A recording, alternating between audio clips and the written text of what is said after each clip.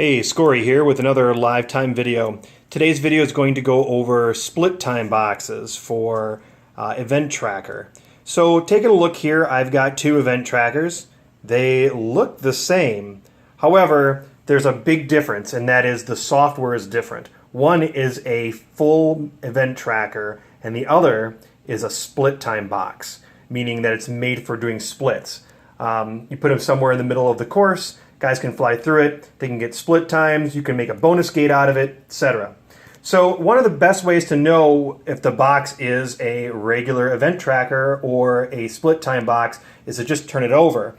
On mine, in the back, you'll notice the main box says TBS Event Tracker on it, but on the other box, when you flip it over, you'll notice it says Event Tracker Split Time. Don't just bring this to an event or you'll be very sorry, because this will just work as a split time box and won't be able to do finish time. You need this other box. Other things that I wanted to bring up here real quick is that there's been some interest lately in these antennas, these FTDI antennas. The problem though is that they won't work in this setup. You can't have one of them on the antenna and one of them just sitting out in the field. Both of these systems do need to be on the same network because they have to talk to one another. The way this works is the split time box talks to the main event tracker box, and then this sends out to your computer. So one way that you can accomplish this is use the router that is given to you when you buy the main event tracker. If you take a look on the back, there's plenty of ports. What you want to do with it is you want to hook in one of them into the event tracker and another Ethernet cable into this device. And then you could possibly have a third one going out to your timing computer. And then use the fourth, that is the WAN port, to get wired internet or hook it into some kind of a cell card or cell router to get internet as well. Okay, now that I've explained how to set this up and what you can and can't do with it, I'm now going to go into the software and show you a little bit about what Event Tracker looks like and how to set up LiveTime to talk to the split box. Okay, so the next step is you hook up your Event Tracker and your Event Tracker split time box both to that router or any router on the same network and turn them on, wait for a moment. And then if you really want to see that these things are working and talking to one another, the best thing to do is to open up a web browser for both the main event tracker, which is 192.168.1.169, and the split time box, which is 192.168.1.170. There's some talk that in the future they'll be able to adjust the IP address to some extent, so this could be different if that option is made available for event trackers, but as it stands right now, when you get an event tracker, it is hard-coded to the IP addresses shown here. So on the left here, I've already logged into the main event tracker, and I've gone to the RSSI tab. And you'll notice a couple of additional things once it detects that the split time box is on the same network. You'll notice in the lower right here, there's a Z1 fast read. Z1 is the first gate, the Z1 gate, I guess. And below is a distance. Now, a lot of these things have to do if you're using the timing system for Event Tracker, the built-in web interface. So just keep in mind here, this is just an indicator, because when you go into LiveTime, LiveTime will manage what kind of split it is and all the rules, etc. So really, the only thing you're looking for here is just to make sure that Z1 shows up. That means that your main Event Tracker is talking to your split time box on the same network. You'll notice here on the right-hand side, when I go to 1.170, there wasn't any login, by the way, when I fired this up. It just went right to this page. So it's a quick way to look right into it and look at the settings. You will notice, though, that the Calibrate 0 here is not set. So you can use the Calibrate 0 in LiveTime in a minute, or you can just click the box here. But these two things should stay in sync. So when I click Calibrate 0, you'll notice that not only did it calibrate it here, but you'll notice that it changed these numbers here as well.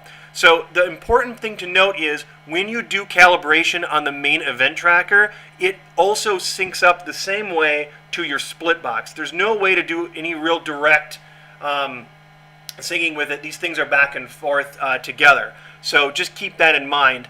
All right, with that in mind, we now have proven that the split time box talks to the event tracker and that they're going back and forth. So at this point, it's time to open up LiveTime and show you how to add a split time box to it.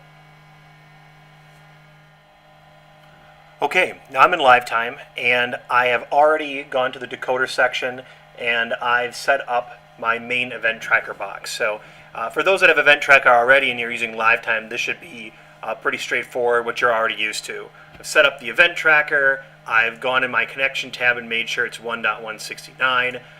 Maybe I've calibrated and done some things here to make things work the way I want it to work, and then I'm ready to go. So the big question is, how do I add a split time box? So I'm going to hit the add button here to add another decoder to the track for LiveTime. When I do that, it's the first thing it's going to do is it's going to add another row called TBS Event Tracker. Now be very careful. At this point, what this means is this is another full event tracker box, not a split time box. So you'll need to change this to, there's two options here for event tracker. Change it to event tracker split time. So for those that are really noticing what we're doing here, LiveTime does actually allow you to use a full event tracker box as a split time box, or use the event tracker split time box as a split in LiveTime. So you can go either way. So if your buddy owns an event tracker and you own an event tracker, you can bring them both to the track, put them down, and just one of them is your split and one of them is your finish line. Or if you bought a split time box specifically from Event Tracker so that you had both, you can put both on the track and make them work as well. So here I have TBS split time, but you'll notice that when I go to the connection tab, there's nothing additional here. That's because LiveTime can't directly talk to your split time box. It can only talk to your main Event Tracker box. So you'll need to go into settings here, and you need to tell your split time box which parent it's talking to. So I'll say I'm going to set this up to the finish line here, and that I am, this is the Z number that you saw earlier, that basically I'm just split time box 1. And once you do this, all the information about the splits that goes through your main event tracker will come through LiveTime, and now I can make the split anything I want. I can make this a segment, I can make it a joker lane or a bonus lane, I can make it a pit lane in and out. Everything that you can do with LiveTime now, you can tell this split time box to do. Even say the length is at the start of the speed trap. There's a lot of options that I'll be showing in future videos here around the split options that LiveTime has available, and we'll certainly be building more. So just remember, you'll need to make sure if you're using a split time box that you choose the split time option here and hook it up to the main event tracker, because all the data from this goes into here and then to LiveTime. And you can confirm here that everything's green, you're all set, and then you're ready to go and start using split options in LiveTime. Hope you enjoyed this video. Hope you can make the most use out of your split time box you have from Event Tracker, and thanks for watching.